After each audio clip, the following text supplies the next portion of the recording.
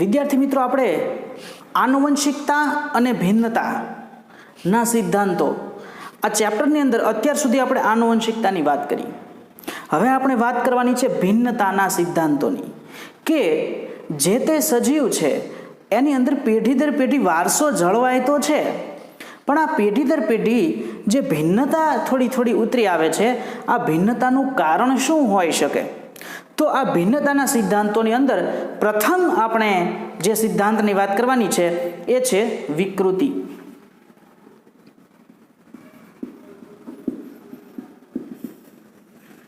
તો આને અંગ્રેજીમાં આપણે મ્યુટેશન તરીકે ઓળખીએ છીએ. તો આપણે વિકૃતિની વાત કરવાની છે. વિકૃતિ શબ્દથી આપણે થોડો ઘણો અગાઉ પણ પરિચય છે એ મેળવેલો છે. આ જ ચેપ્ટરની અંદર આપણે જ્યારે પ્રભાવિતાની સંકલ્પનાનું સ્પષ્ટીકરણ એ મુદ્દો જોયો ત્યારે વિકૃતિ શબ્દ આવ્યો હતો, બરોબર? અને આ એ જ વિકૃતિ જે છે કે જેના કારણે અલીલની અંદર રૂપાંતરણ થાય છે. એટલે સામાન્ય અલીલ છે એ રૂપાંતરિત અલીલમાં ફેરફાર પામે છે. પ્રકૃતિમાં કોઈ પણ લક્ષણ માટે આવા જેટલા વિવિધતાપૂર્ણ રૂપાંતરિત અલીલો હશે એટલી જૈવ વિવિધતા છે એ વધારે કહેવાય અને ભિન્નતા પણ વધારે કહેવાય. તો આજે આપણે એ વિકૃતિની વાત કરવાના છીએ કે જે અલીલમાં રૂપાંતર કરવા માટે જવાબદાર કારણો પૈકીનું એક કારણ છે. તો આપણે વાત કરશું વિકૃતિ વિશે, બરાબર? તો પહેલાં તો આપણે વિકૃતિની એક સર્વસામાન્ય વ્યાખ્યા જોઈ લઈએ, બરાબર? તો વિકૃતિ એટલે શું? તો કે જનીન બંધારણમાં થતા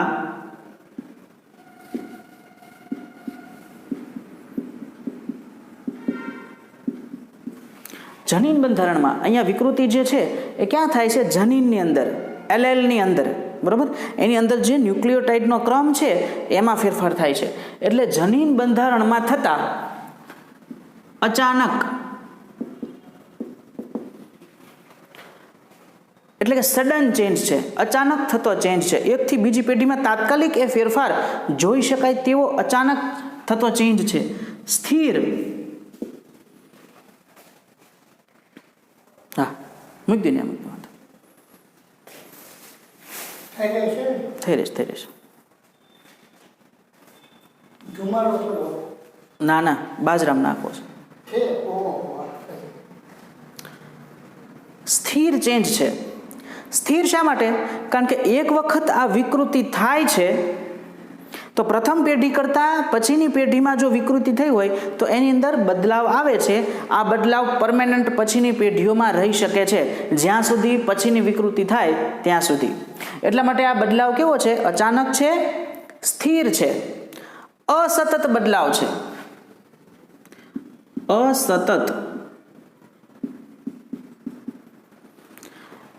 અસતત બદલાવ એટલે શું?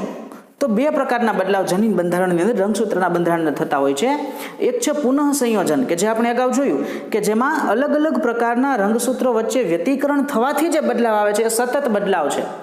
એ પેઢી દર પેઢી થાય જ છે અને એ એક્સપેક્ટેડ હોય છે, કારણ કે પિતૃઓના લક્ષણો જે છે એમાંથી જ એ વૈકલ્પિક કારકોનું માત્ર રીકોમ્બિનેશન થાય છે, પુનઃ સંયોજન થાય છે. એટલે આપણી જાણ બહારનું એ કંઈ એની અંદર નહીં આવે. માતા અને પિતા બેની અંદર જે લક્ષણ હોય છે એનું મિશ્રણ થાય છે, તો એ બે સિવાય બહારનું લક્ષણ કોઈ નહીં આવે. પણ આ કેવું છે?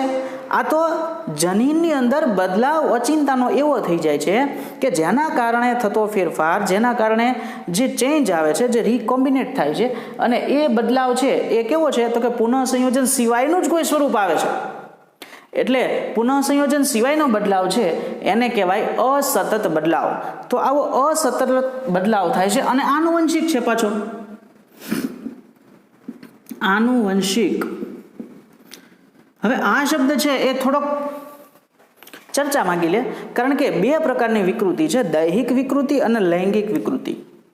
દૈહિક કોષોમાં થતી વિકૃતિ જે છે એ આનુવંશિક હોતી નથી, પેઢી દર પેઢી આવતી નથી. પણ લિંગી પ્રજનન કોષોની અંદર થતી વિકૃતિ જે છે એ આનુવંશિક છે. એટલે આ શબ્દ છે એ બધા કેસમાં હોય એવું જરૂરી નથી. તો આવો બદલાવ એટલે વિકૃતિ. આ એની એક સામાન્ય વ્યાખ્યા કરી છે, બરાબર. આ 100% આ જ વ્યાખ્યા વિકૃતિની છે એવું આપણે કહેશું નહીં, પણ સામાન્ય રીતે વિકૃતિની અંદર આટલો ફેરફાર થાય છે. શું થાય છે? જનીન બંધારણમાં બદલાવ થાય છે, અચાનક જ થાય છે. બદલાવ થયા પછી એ રહે છે, ટકી રહે છે, પેઢી દર પેઢી ઉતરી આવે છે, અને પુનઃસંયોજન સિવાયનો જ કોઈક અનએક્સપેક્ટેડ પ્રકારનો, વિચાર ન હોય એવા પ્રકારનો બદલાવ છે કે જેની કોઈ આશા જ ન હોય એવા પ્રકારનો બદલાવ અચિંતાનો થઈ જાય, તો એ અસતત પ્રકારનો બદલાવ એટલે વિકૃતિ. સૌપ્રથમ વિકૃતિ શબ્દ કોણે આપ્યો? તો આપણે આગળ જોઈશું જ્યારે ઉદ્વિકાસની વાત કરવાના છીએ ત્યારે, કે હ્યુગો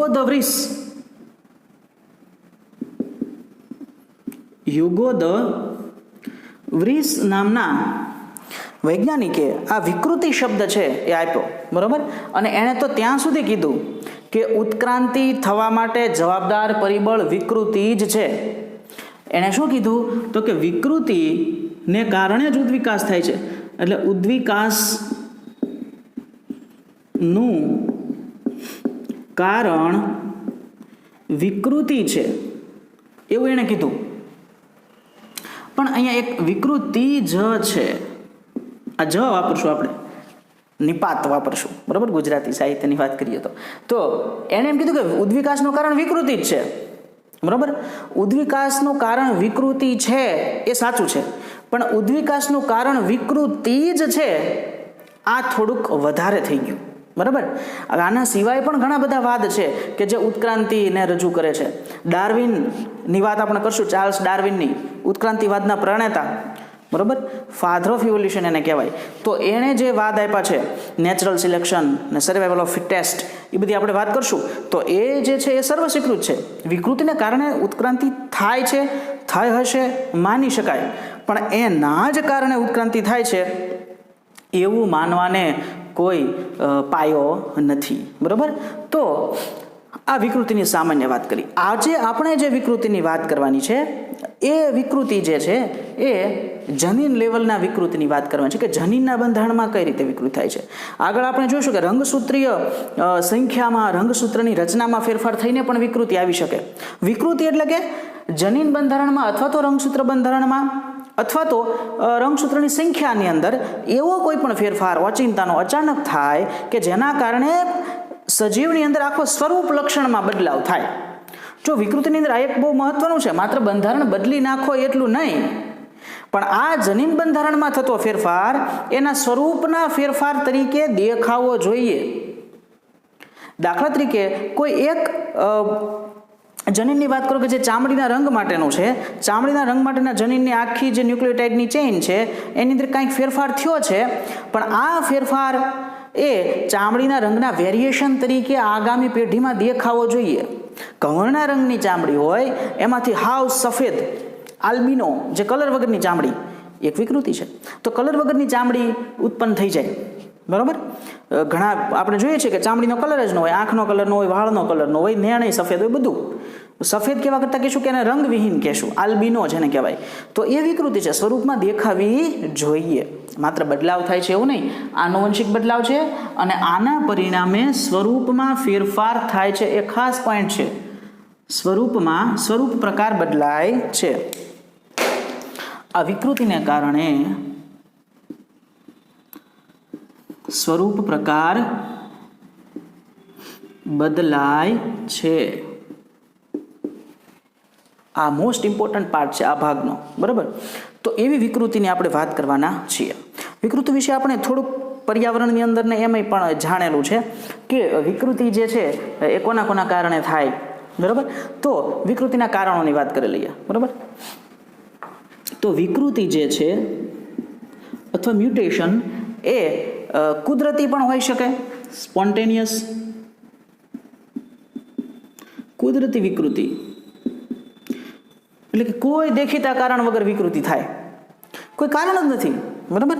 કે ભાઈ માતા પિતા જે છે એ બે ઘઉંના રંગના હતા અને એનું સંતાન પ્યોર વ્હાઇટ બન્યું, તો કઈ વિકૃતિ થઈ છે? કોઈ કારણ નથી એ થવા માટે, તો એને કુદરતી વિકૃતિ કહેવાય. કુદરતી વિકૃતિ પણ શક્ય છે. ઘણીવાર આપણે કબૂતરના બચ્ચા હોય તો બધા કબૂતરની અંદર એકાદું સફેદ કબૂતર હોય બધા બચ્ચાની અંદર, તો કોઈ દેખીતા કારણ વગર આ ઘટના થઈ હોય, બરોબર. તો કુદરતી વિકૃતિ છે કોઈ દેખીતા કારણ સિવાય થતી વિકૃતિ, એને કુદરતી વિકૃતિ તરીકે ઓળખવામાં આવે. બીજી છે પ્રેરિત વિકૃતિ, ઇન્ડ્યુસ્ડ મ્યુટેશન. પ્રેરિત વિકૃતિ એટલે કે કોઈક તો એવા કારકો છે કે જે વિકૃતિને પ્રેરે છે. તો વિકૃતિ પ્રેરતા કારકો આની અંદર હાજર હોય છે, પ્રેરણા આપે છે. વિકૃતિ પ્રેરતા કારકોને લીધે વિકૃતિ થાય છે. વિકૃતિનો અંગ્રેજી શબ્દ આપણને ખબર છે મ્યુટેશન. તો વિકૃતિ પ્રેરતા કારકો જે છે એટલે કે મ્યુટાજન્સ હાજર હોય. આ મ્યુટાજન્સ, આ કારકોને કારણે વિકૃતિ થાય છે. કારકો કેવા હોઈ શકે? તો કારકો બે પ્રકારના હોઈ શકે. રાસાયણિક કારકો પણ હોય અને ભૌતિક કારકો પણ હોય. ઘણા એવા રસાયણ છે કે જે વિકૃતિ પ્રેરી શકે. દાખલા તરીકે નિકોટિન, તમાકુનો જે ધુમાડો છે એની અંદર નિકોટિન, તમાકુની અંદર રહેલું તત્વ નિકોટિન એ વિકૃતિ પ્રેરી શકે છે. એ જ રીતે કોલ્ચિસિન, નિનહાઇડ્રીન, આવા ઘણા બધા કેમિકલ છે કે જે વિકૃતિ પ્રેરી શકે છે. ભૌતિક કારકોની વાત કરીએ તો વિકિરણો, બરાબર, પારજાંબલી કિરણો, એમાંય ખાસ કરીને યુવી બી કિરણો અને ક્ષ કિરણો, એક્સરેઝ, ક્ષ કિરણો, એક્સરે, એ પણ વિકૃતિ પ્રેરી શકે છે. એટલા માટે આની ડોઝિમેટ્રી નક્કી કરેલી હોય છે કે જ્યારે આપણે કોઈ અસ્થિભંગ થયો હોય, હાડકું ભાંગ્યું હોય, ત્યારે એક્સરે કેટલા પ્રમાણમાં આપવો, બરાબર. જો વધારે પ્રમાણમાં એક્સરે આપીએ તો શક્યતા છે કે એ જીનેટિક બદલાવ કરે અને વિકૃતિ પ્રેરી શકે. કેન્સર પણ આને કારણે થતા હોય છે, બરાબર. તો આ વિકૃતિને, કેન્સર કોષો જે છે ને એની અંદર વિકૃતિ થયેલી હોય છે, એટલે સામાન્ય કોષો કરતાં અલગ બની અને ખૂબ વિભાજન પામીને ગાંઠ ઉત્પન્ન કરે. તો કેન્સર એ વિકૃતિનું કારણ હોઈ શકે, બરાબર, અથવા કેન્સરનું કારણ વિકૃતિ હોઈ શકે. તો આવા ફેરફાર થાય છે વિકૃતિની અંદર. હવે આપણે મેઇન પોઈન્ટ ઉપર આવીએ છીએ, આ પ્રસ્તાવના થઈ વિકૃતિની, કે વિકૃતિની અંદર જનીન બદલાવ થાય છે, જનીનની અંદર ફેરફાર થાય છે. તો જનીન ફેરફાર કઈ રીતે થાય છે એ જોઈએ. તો આપણે જનીનિક વિકૃતિના પ્રકાર જોઈએ. જીન મ્યુટેશન, જનીન વિકૃતિના પ્રકાર, અને આપણે માત્ર એની આછી રૂપરેખા જ જોવાની છે. આપણે એનસીઈઆરટીના સિલેબસમાં બહુ ટૂંકો પોઈન્ટ આપ્યો છે, આપણે થોડોક એને ઇલેબોરેટ કરશું કે જેનાથી તમને એનો કોન્સેપ્ટ છે એ સમજાય, બરાબર. આપણા લેક્ચરનો હેતુ મૂળ એ છે માત્ર એનસીઈઆરટીના point to point, word to word, line to line ભણાવી દેવું એવું નહીં, પણ થોડોક તમને કોન્સેપ્ટ અંદર વધારે ક્લિયર થાય, થોડાક વધારે ડિટેલમાં જે તે પોઈન્ટ છે એ આપણે શીખીએ કે જેથી આપણને નીટ જેવી એક્ઝામની અંદર પણ બહુ ફાયદાકારક રહે. તો આપણે જનીન વિકૃતિની વાત કરીએ. તો જનીન વિકૃતિ જે છે એના બે ભાગ પાડવામાં આવે છે. જનીનમાં થતી વિકૃતિ એટલે જનીન વિકૃતિ, એમાં પહેલું છે પોઈન્ટ મ્યુટેશન.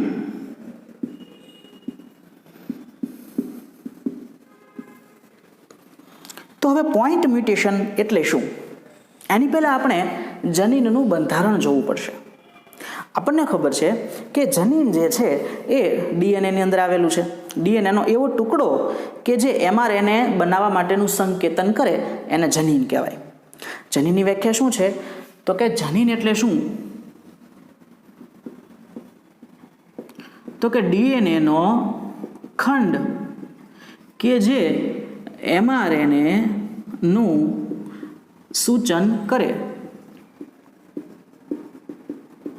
એટલે કે ડીએનએનું ટ્રાન્સક્રિપ્શન જ્યારે થાય ત્યારે ડીએનએનો એ ટુકડો કે જેમાંથી એમઆરએનએ બને એને આપણે જનીન તરીકે ઓળખીએ છીએ.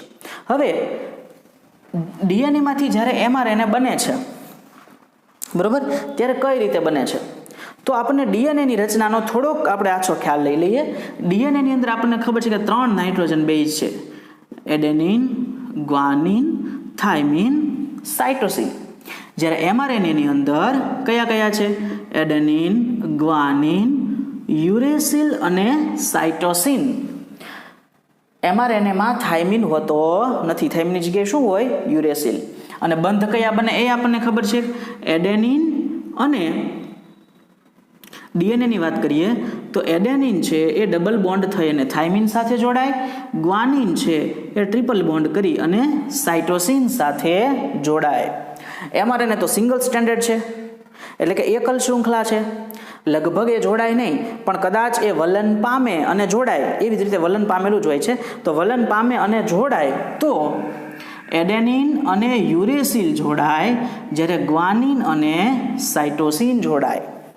હવે ડીએનએ જે છે એ આપણને ખબર છે કે બેવડી શૃંખલા છે, ડબલ સ્ટેન્ડર્ડ ડીએનએ છે,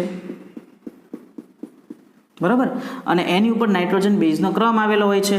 આપણે એક સાદું ડીએનએ દોરીએ, બરાબર. અહીંયા તમે એટીજીસીમાંથી કોઈ પણ નંબર મૂકી ગયો, AAGCT, તો એની સામે શું હોય? તો કે એડેનિનની સામે થાઇમિન હોય, ગ્વાનિનની સામે સાઇટોસિન, સાઇટોસિનની સામે ગ્વાનિન, થાઇમિનની સામે એડેનિન, આવી રીતે હોય. હવે આ બે પૈકી કોઈ પણ એક શૃંખલા ટેમ્પલેટ શૃંખલા તરીકે વર્તે અને એમાંથી mRNA બને. તો ધારો કે આ શૃંખલા જે છે એ ટેમ્પલેટ શૃંખલા છે. તો ટેમ્પલેટ શૃંખલાનો ક્રમ શું છે?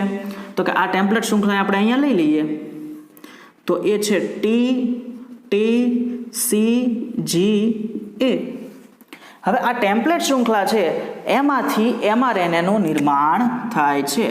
આ ઘટનાને કહેવાય પ્રત્યાંકન. આ બધી જ બાબતો આપણે ડિટેલમાં નેક્સ્ટ ચેપ્ટરમાં ખૂબ જ અભ્યાસ કરવાની છે, બરાબર. અત્યારે માત્ર એનો સાર લઈએ છીએ આપણે કે ડીએનએની કોઈ પણ એક શૃંખલા ટેમ્પલેટ શૃંખલા તરીકે વર્તી અને એમાંથી mRNA નું નિર્માણ થાય. તો mRNA નિર્માણ વખતે એડેનિન હોય તો એની સામે શું હોય? યુરેસિલ. ગ્વાનિનની સામે સાઇટોસિન, થાઇમિન હોય તો એની સામે એડેનિન. તો અહીંયા એડેનિન આવી જાય, અહીંયા એડેનિન આવી જાય, અહીંયા ગ્વાનિન આવી જાય, અહીંયા સાઇટોસિન આવી જાય, ને અહીંયા યુરેસિલ આવી જાય. આવી શૃંખલા બને mRNAની, બરાબર. આ શૃંખલા છૂટી પડી જાય અહીંયાથી,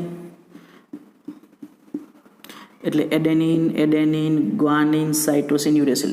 આને કહેવાય mRNA. હવે આવો mRNA છે એ ક્યાં જાય? કોષરસમાં જાય. ક્યાં ટ્રાન્સફર થાય? કોષરસમાં. કોષરસમાં ક્યાં? તો કે અંતઃકોષરસ ઝાડ પાસે. અંતઃકોષરસ ઝાડ કઈ લીસી કે કણિકામય? તો કે કણિકામય. અને ત્યાં આવેલા રિબોઝોમ પાસે જાય અને ત્યાંથી પ્રોટીન સંશ્લેષણ થાય. પ્રોટીન સંશ્લેષણ થાય ત્યારે આ mRNA પરનો ક્રમ છે, ધારી લો કે અહીંયા આ કોઈક આપણે mRNA છે એને મોટો બનાવીએ, બરાબર. AAGCU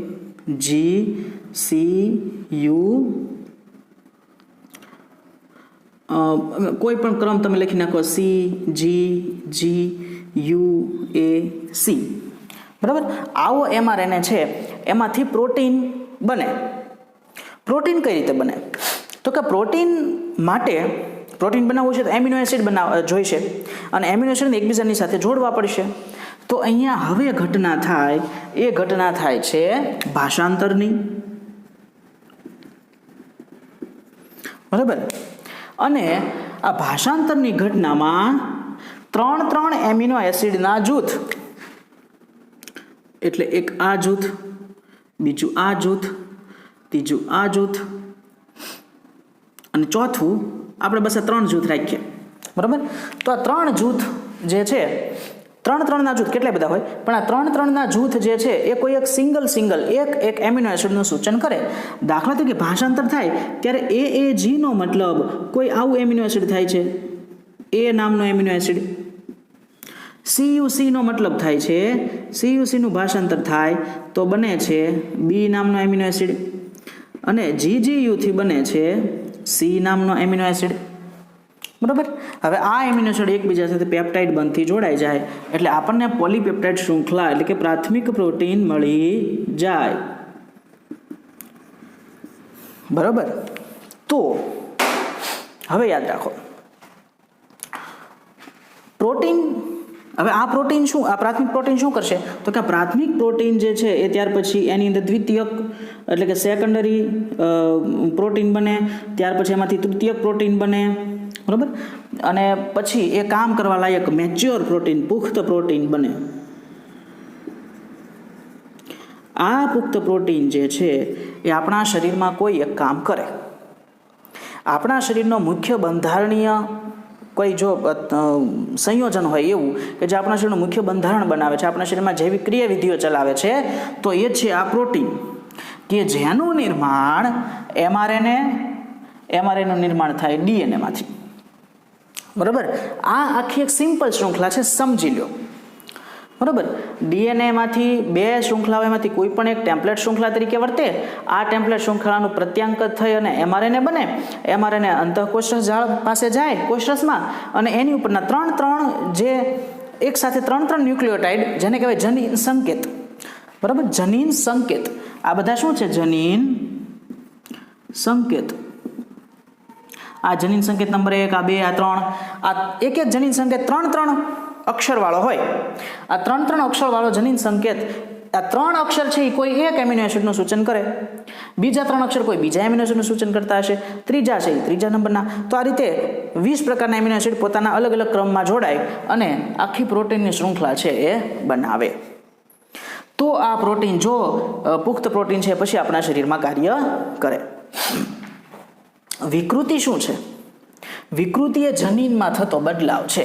એટલે અહીંયા જો ખામી ઉત્પન્ન થાય કોઈ જગ્યાએ, તો એ ખામી એમઆરએનએમાં આવે.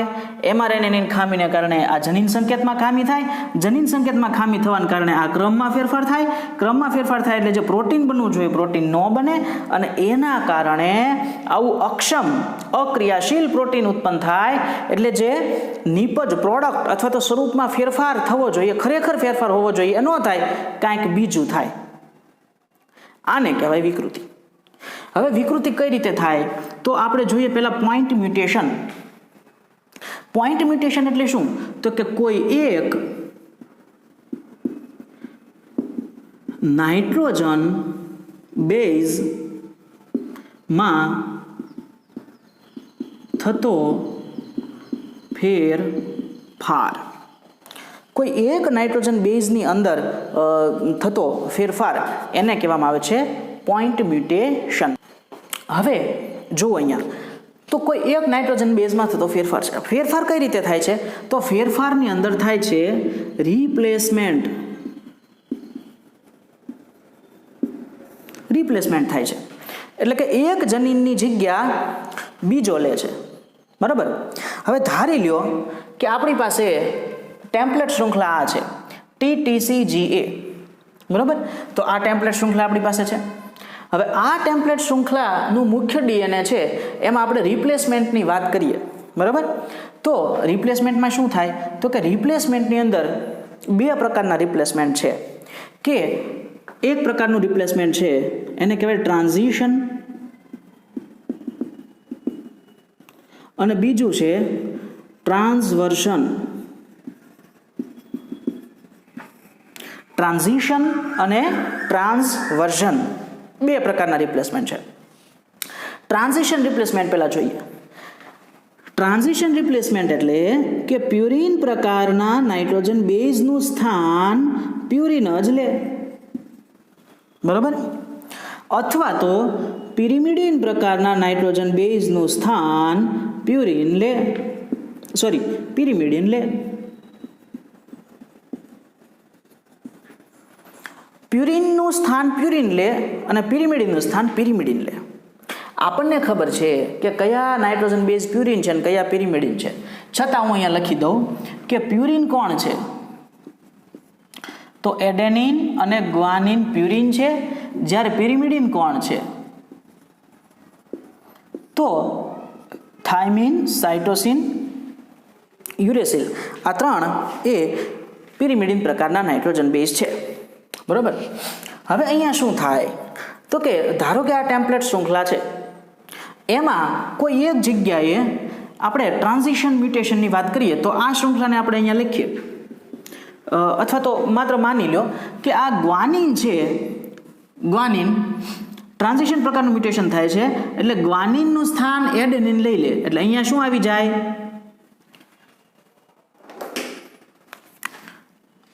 આપણે અહીંયા નથી બતાવવું આને, બરાબર, આને અહીંયા આમ નામ રહેવા દઈએ, બરાબર. આપણે અહીંયા જોઈએ, આ શૃંખલાને અહીંયા કોપી પેસ્ટ કરી લઈએ કે AAGCT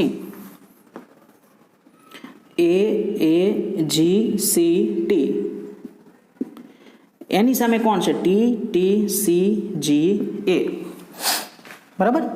તો અહીંયા પ્યુરિનનું સ્થાન પ્યુરિન લે, આપણે આ કિસ્સો જોઈએ છીએ.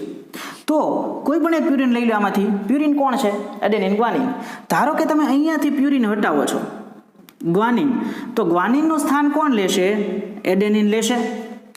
હવે જો અહીંયા એડેનિન સ્થાન લે તો એડેનિન સાથે કોણ જોડાય કે? ટી. તો અહીંયા બદલાવ થાય, એટલે અહીંયા શું થઈ ગયું? ટી બની ગયું, બરાબર. એટલે શું હતું? તો જે જીસી હતું એનું સ્થાન એટીએ લીધું. એટલે આ ચેન્જમાં કેવું થાય? તો કે પ્યુરિન પ્યુરિન પ્રકારનું જ્યારે ચેન્જ થતો હોય ત્યારે જીસીનું સ્થાન એટી લે, બરાબર. અથવા તો ઊંધું કહી શકો, સીજીનું સ્થાન ટીએ લે, બરાબર. તો અહીંયા આ પ્રકારે ફેરફાર થયો, જીસીનું સ્થાન એટીએ લીધું. હવે આ ક્રમ બદલાઈ ગયો, એટલે સી હતો ત્યાં એ આવી ગયો, અહીંયા એ આવી જાય તો અહીંયા શું આવી જાય? યુ આવી જાય. અહીંયા યુ આવે એટલે અહીંયા યુ આવે, અહીંયા યુ આવે એટલે અહીંયા યુ આવે, એટલે AAG હતું એની જગ્યાએ શું બની જાય? AAU. કોડ બદલાઈ ગયો ને. એટલે જ્યાં એ નામનો એમિનો એસિડ આવતો હતો એની જગ્યાએ ઝેડ નામનો એમિનો એસિડ આવી જાય. ફોર એક્ઝામ્પલ, ઝેડ નામનો એમિનો એસિડ આવી ગયો તો ABC ક્રમ બનવાની જગ્યાએ શું થઈ ગયું? ZBC. ZBC ક્રમ બન્યો એટલે જે પુખ્ત પ્રોટીન આપણું કામ કરવા લાયક પ્રોટીન બનવાનું હતું એ બન્યું નહીં. કામ કરવાનું તે પ્રોટીન ન બન્યું એટલે આપણા સ્વરૂપમાં ફેરફાર આવી ગયો, થઈ ગઈ વિકૃતિ, બરાબર. તો આ થયું પોઈન્ટ મ્યુટેશન કે જેમાં પ્યુરિનનું સ્થાન બદલે, પિરિમિડિનનું સ્થાન બદલે. બીજો છે ટ્રાન્સવર્ઝન કે જેમાં આનાથી વિરુદ્ધ છે, પ્યુરિનની જગ્યા પિરિમિડિન લે તો પ્યુરિનની સામે જોડાયેલા પિરિમિડિનનું સ્થાન પ્યુરિન લે, બરાબર. જોઈએ અહીંયા આની આ શૃંખલા લઈએ આપણે, બરાબર. AAGCT એની સામે TTCGA. હવે આપણે શું કરવું છે? તો કે આપણે કરીએ છીએ પ્યુરિનને પિરિમિડિનથી ચેન્જ કરીએ છીએ, બરાબર. તો કોઈ પણ એક બેઝ છે, દાખલા તરીકે અહીંયા ગ્વાનિન જ લઈએ ફરીવાર. આ જીને કાઢી નાખો, અહીંયાથી ગ્વાનિનને કાઢો અને એની જગ્યાએ દાખલા તરીકે થાઇમિનને બેસાડો, બરાબર. તો જીનું સ્થાન અહીંયા લઈ લીધું ટીએ. તો ટીની સામે કોણ જોડાય છે? તો કે ટીની સામે તો એ જોડાઈ શકે, બરાબર. તો અહીંયા શું થયું? સ્થાન બદલાઈ ગયું, બરાબર. એટલે હવે આ જે શૃંખલા હતી નીચેની કે જે TTCGA હતી એ બની ગઈ TTAGA. એટલે TTAGA નું રૂપાંતર જ્યારે mRNAમાં થયું ત્યારે આ TTAGA એનું રૂપાંતર જ્યારે આમાં થયું ત્યારે AAUCU એવું થાય. કારણ કે અહીંયા જો T હોય તો અહીંયા જો A હોય તો એની સામે mRNA બનશે, ત્યારે mRNAમાં શું આવશે? U. તો AAUCU. તો અહીંયા AAUCU, અહીંયા AAU આવી ગયું. તો અહીંયા તે જો A નામનો એમિનો એસિડ આવવાનો હતો એની જગ્યાએ X નામનો એમિનો એસિડ આવી જાય અને શૃંખલા બની જાય XBC. અને આ XBC છે એ તે કોઈ પુખ્ત પ્રોટીન બનાવતી નથી, કારણ કે પુખ્ત પ્રોટીન બનાવવા માટે તો ફિક્સ શૃંખલા ABC જ હોવી જોઈએ. તો અહીંયા પણ એકમાત્ર જગ્યામાં રિપ્લેસમેન્ટ થયું, બાકીનામાં બદલાવ નથી થતો. બદલાવ ખાલી અહીંયા એટલામાં જ થાય છે, બરાબર. બાકી B એમનેમ રહે, C એમનેમ રહે, અહીંયા Z ને X ને ફેરફાર થાય છે. તો માત્ર એક પોઈન્ટ ઉપર થતો બદલાવ ના કારણે પ્રોટીન જે છે એ કામ કરવા લાયક ન બને, યોગ્ય રીતે ન બને અને એના કારણે સ્વરૂપમાં વિકૃતિ આવે તો એને કહેવાય પોઈન્ટ મ્યુટેશન, કે જેના બે પ્રકાર જોઈએ આપણે, ટ્રાન્ઝિશન અને ટ્રાન્સવર્ઝન. જરૂરી નથી કે અહીંયા જો ફેરફાર થાય તો અહીંયા એની જગ્યાએ બીજું કોઈ આવે જ તે, કારણ કે ઘણીવાર એવું થાય કે એક એમિનો એસિડ એક કરતાં વધારે કોડોન ધરાવતો હોય અને આવા કિસ્સા જ્યારે થાય છે ત્યારે વિકૃતિ એટલે કે ફેરફાર થતો હોવા છતાં એનો સ્વરૂપ ફેરફાર થતો નથી. દાખલા તરીકે એક કોડ એવો છે, ઘણા બધા કોડ એવા છે, અવનત સંકેતો જેને કહેવાય, એ આપણે ડિટેલમાં બીજા ચેપ્ટરમાં ભણશું, પણ અત્યારે ખાલી એટલું જોઈ લો કે યુ હોય તો ફિનાઇલ એલેનિન થાય. ફિનાઇલ એલેનિન નામનો એમિનો એસિડ અહીંયા આવે, પણ હવે જો અહીંયા યુ અને અહીંયા વિકૃતિ થઈ અને યુની જગ્યાએ એ આવી ગયું, સોરી યુની જગ્યાએ સી આવી ગયું, બરાબર, તો કોડ બદલાઈ ગયો ને, છતાં આ યુસી તે ફિનાઇલ એલેનિન જ બનાવે છે, એટલે કે ફિનાઇલ એલેનિન માટેનો સંકેત કરે છે. એટલે અહીંયા વિકૃતિ થાય અને યુનું સી કરી નાખો તોય તે આપણને જે પ્રોડક્ટ મળવાની હશે એ જ મળશે, કારણ કે ફિનાઇલ એલેનિન જ રહેશે. તો આવું થાય ત્યારે વિકૃતિ થતી હોવા છતાં સ્વરૂપ પ્રકાર ફરતો નથી, સાયલન્ટ વિકૃતિ છે, બરાબર, વિકૃતિ છે પણ એ સાયલન્ટ રહેશે, બરાબર, એ બહાર પ્રદર્શિત થતી નથી. તો આ ફેરફાર છે. હવે તમે એમ કહેશો કે આનું કોઈ ઉદાહરણ ખરું? તો પોઈન્ટ મ્યુટેશનનું ઉદાહરણ છે સિકલ સેલ એનિમિયા. એ પોઈન્ટ શિફ્ટ મ્યુટેશનનું ઉદાહરણ છે. આપણે સિકલ સેલ એનિમિયા રોગ વિશે આગળના લેક્ચરમાં અભ્યાસ કરવાનો છે, ત્યારે નિરાંતે જોશું કે કઈ એક એવી જગ્યા છે કે જ્યાં એકમાત્ર બદલાવ થઈ ગયો, એના કારણે આખા રક્તકણનું હિમોગ્લોબિનનો ચેન્જ આવી ગયો અને રક્તકણોનો આકાર દ્વિઅંતરગોળ હોવાની જગ્યાએ દાંતરડા જેવો બની ગયો. સિકલ, દાંતરડું, સિકલ જેવા સેલ બની જાય છે, બરાબર. તો આ સિકલ સેલ એનિમિયા એ આપણે આગળના લેક્ચરમાં છે જોશું કે જે પોઈન્ટ મ્યુટેશનને કારણે થતું હોય છે, બરાબર. આગળનો બીજો પ્રકાર જોઈએ જેનું નામ છે ફ્રેમ શિફ્ટ મ્યુટેશન. બીજો પ્રકાર છે ફ્રેમ શિફ્ટ મ્યુટેશન.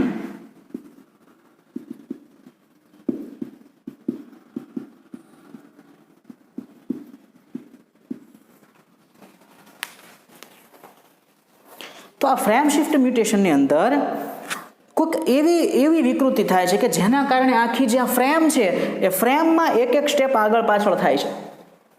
ફ્રેમમાં એક સ્ટેપ આગળ પાછળ થાય એટલે બધા જ કોડ બદલાઈ જાય. અને આવું ફ્રેમમાં આગળ પાછળ ક્યારે થાય? તો એના બે કારણ છે.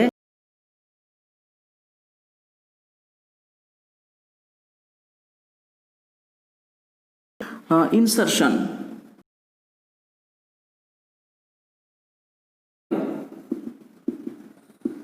બરાબર. બીજું આપણે પછી જોઈએ ઇન્સર્શન. તો ફ્રેમની અંદર ફેરફાર થાય છે. દાખલા તરીકે આપણે અહીંયા જોઈએ કે કોઈ આવી ફ્રેમ છે, બરાબર, આવો કોઈ mRNA છે, તો અને આનો ક્રમ આવો છે. દાખલા તરીકે AUUCUGGCCUAGCU. હવે આપણને ખબર છે કે 3 ના જૂથ છે, બરાબર. આ 3, આ 3, આ 3, આ 3 અને આ 3 દરેક કોઈને કોઈ એમિનો એસિડનું સૂચન કરે છે. દાખલા તરીકે AUU છે એ 1 નંબરનું એમિનો એસિડનું સૂચન કરે છે. CUG છે એ 2 નંબરના એમિનો એસિડનું સૂચન કરે છે. GCC છે એ 3 નંબરનું સૂચન કરે છે. CUA છે એ 4 નંબરનું સૂચન કરે અને CCU છે એ 5 નંબરનું સૂચન કરે છે, બરાબર. તો આવા એમિનો એસિડનું સૂચન કરે અને તેમની વચ્ચે પેપ્ટાઇડ બંધ બને છે અને એના કારણે પ્રાથમિક પ્રોટીન બને છે. હવે થાય છે શું? ઇન્સર્શન થાય છે. એટલે કે વધારાનો નવો કોક ન્યુક્લિયોટાઇડ વચ્ચે ધક્કો મારીને આવી જાય છે, ઘૂસી જાય છે. દાખલા તરીકે કોઈ એકને આપણે ઘૂસાડી દઈએ, બરાબર. આપણે દાખલા તરીકે એને ઘૂસાડી દઈએ, બરાબર. તો એ અહીંયા ટ્રાન્સફર થાય, એ અહીંયા ઘૂસે. તો હવે શું થાય? તો કે હવે આવી રચના થાય AUUCUG અને હવે અહીંયા A એન્ટર થાય છે, બરાબર. એટલે C C C you A C C અને યુ. હવે અહીંયા 3 3ના જોડકા બનાવો તો યુ યુ યુ એ તો આ 1 નંબરના એમિનો એસિડનું સૂચન કરે છે ઓલરેડી. પછી CUG એ આમનામ છે એટલે 2 નંબરનો એમિનો એસિડ આવશે આમનામ. હવે અહીંયા GCC હતો તો 3 નંબર થતો, પણ હવે અહીંયા બની ગયો GAC એટલે અહીંયા એમિનો એસિડ કયો આવ્યો તો કે આ 3 નંબરનો નહીં આવે. ધારો કે અહીંયા X નામનો એમિનો એસિડ આવ્યો. પછી CCU તો CCU એટલે અહીંયા કયું તો 5 નંબરનો, તો અહીંયા 5 નંબરનો એમિનો એસિડ આવ્યો. પછી ACC આપણે અગાઉ નથી આવ્યું બરાબર. તો ધારી લો કે ACC છે એ Y નંબરનો એમિનો એસિડ બનાવે છે. તો અહીંયા શું થયું તો કે એકના ઘૂસવાને કારણે શરૂઆતમાં કાંઈ ફેરફાર નથી થતો, પણ પાછળની આખી ફ્રેમ બદલાણી. શરૂઆતના આટલા ગ્રુપમાં કાંઈ ચેન્જ થયો નહીં. અહીંયા તો 1 2 નંબરના આવ્યા જ તે, 1 2 નંબરના છે જ તે, પણ એક વચ્ચે ઘૂસી જવાને કારણે આખી ફ્રેમ છે એક સ્ટેપ પાછળ ખસી અને જે 3 3ના ગ્રુપ બનવાના એમાંથી દરેકમાંથી ત્રીજા નંબરનો નીકળીને પાછળનામાં આવી ગયો અને આગળ એક નવો ઉમેરાણો. નવા જ ગ્રુપ આખા બને છે બરાબર. જેમ કે તમારા રોલ નંબર હોય 1 થી 30 બરાબર. હવે એમ કીધું હોય કે 3 3ના જૂથ બનાવવાના ક્રમમાં એક તો 1 2 3 4 5 6 7 8 9 10 11 12 એમ બને ને. પણ હવે 10મા નંબર પછી એક X નામનું વધારાનો વ્યક્તિનું રોલ નંબર દાખલ થાય તો આગળનાને કોઈ ફેર ન પડે, પણ પાછળનાનો બધાનો રોલ નંબર એક એક પાછળ જાય. અને પછી જે તમે 3 3 નવા ગ્રુપ બનાવો એમાં દરેકમાં શું થાય તો કે એક નવો આવે અને એક જૂનો છે એ બે બાજુમાં જાય એટલે નવું જ આખું ફોર્મેશન બને. અને આવું ફોર્મેશન થાય ત્યારે પણ જનીનનો સ્વરૂપ આખું બદલાઈ જાય. જે છે એની જગ્યાએ કંઈક નવું જ થાય અને એને કહેવામાં આવે છે જનીન વિકૃતિ. આપણે એક નાનું એવું બીજું ઉદાહરણ ભાષાનું લઈએ બરાબર. જૂની ટેક્સ્ટમાં પણ આ ઉદાહરણ આપેલું હતું કે દાખલા તરીકે રામ હેઝ રેડ કેપ. આવા 3 3 અક્ષરના ગ્રુપ છે. રામ હેઝ રેડ કેપ, રામની પાસે લાલ રંગની ટોપી છે. રામ હેઝ રેડ કેપ, તો આનો અર્થ થાય છે ને આમાંથી કોઈક અર્થપૂર્ણ વાક્ય બને છે. મતલબ કે જો સામાન્ય સિચ્યુએશન હોત તો એમાંથી સારું અથવા સાચું પ્રોટીન બનતું હતું, પણ હવે અહીંયા ઇન્સર્શન થાય છે અને એક વધારાનો દાખલા તરીકે X નામનો લેટર આપણે ઘુસાડી દઈએ આમાં બરાબર. આમાં Xની એન્ટ્રી કરાવીએ, Xની એન્ટ્રી અહીંયા થાય તો શું થાય તો હવે આવું બની જાય. હવે પછી 3 3ના ગ્રુપ બનાવો તો કે રામ હેક્સ X આવી ગયો ને. 3 3ના બનાવવાના છે એટલે S ક્યાં જશે પાછળનામાં બરાબર. એટલે SRE શ્રે, D આ બાજુ જાય, DCA અને P છૂટો રહી ગયો. તો આગળનામાં કાંઈ ફેરફાર નથી પડતો, એ તો અર્થપૂર્ણ રહે છે, પણ પાછળની આખી ફ્રેમ એક એક લેવલ પાછળ શિફ્ટ થઈ એટલે આને કહેવાય ફ્રેમ શિફ્ટ મ્યુટેશન. તો અહીંયા જો હવે આનો કોઈ મતલબ નથી. હેક્સ શ્રે DCAP, Ram has red cap, પણ X ગરી ગયો અંદર, ઇન્સર્શન થયું ઉમેરાણું, અર્થ વાક્યનો અર્થ જ રહ્યો નહીં. તો અહીંયા એવું થાય એક નવો ન્યુક્લિયોટાઇડ જો ઘૂસી ગયો હોય તો બનવાવાળું પ્રોટીન આખું નિરર્થક બને, જે કોઈ કામ કરવા લાયક ન હોય, અને એના કારણે સ્વરૂપ પ્રકાર બદલાય અને વિકૃતિ. બીજો પ્રકાર જોઈએ ડિલીશન.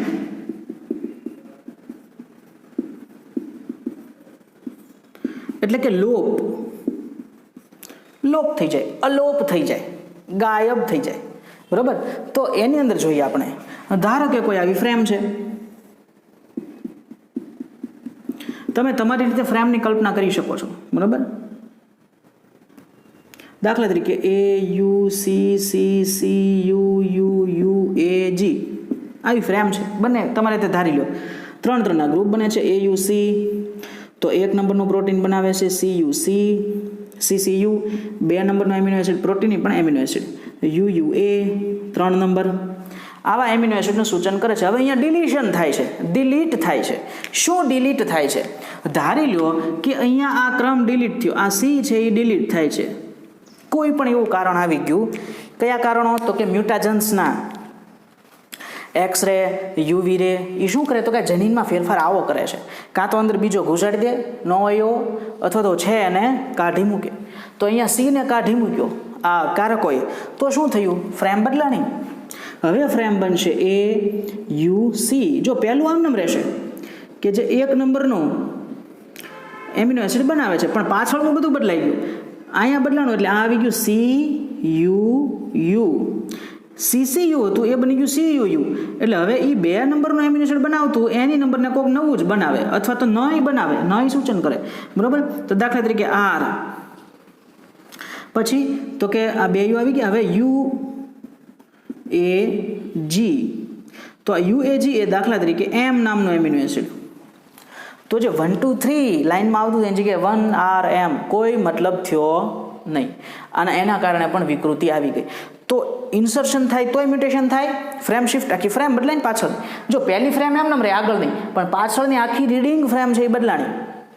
વળી પાછું આપણે ઓલું એનું જ ઉદાહરણ લઈએ, રામ હેઝ રેડ કેપ. બરાબર.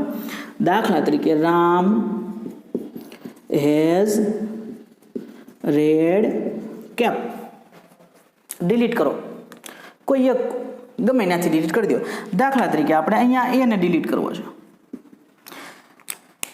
તો પહેલા તો 3 અક્ષર આમનું જ રહેશે રામ. હવે તો કે HSREDCAP, રામ હસ રેડ કેપ. કાંઈ બનતું નથી, અર્થપૂર્ણ વાક્ય બનતું નથી, આવું થાય. તો અહીંયા પણ ન્યુક્લિયોટાઇડનો લોપ થવાને કારણે પાછળની આખી ફ્રેમ છે એ એક લેવલ આગળ ખપે છે, ઇન્સર્શનમાં એક લેવલ પાછળ. બરાબર. ઓલું તમે 30 રોલ નંબર હતા, એક વચ્ચે ઘૂસ્યો તો છેલ્લો તો 31માં વહી ગયો ને, બધા એક રોલ નંબર પાછળ ખસે ને. ડિલિશનમાં શું થયું તો કે એક વિદ્યાર્થી એલસી લઈને વહી ગયો. 1 થી 30 રોલ નંબર હતા, એક વિદ્યાર્થી એલસી લઈને વહી ગયો તો બધાનો રોલ નંબર એક સ્ટેપ આગળ આવ્યો.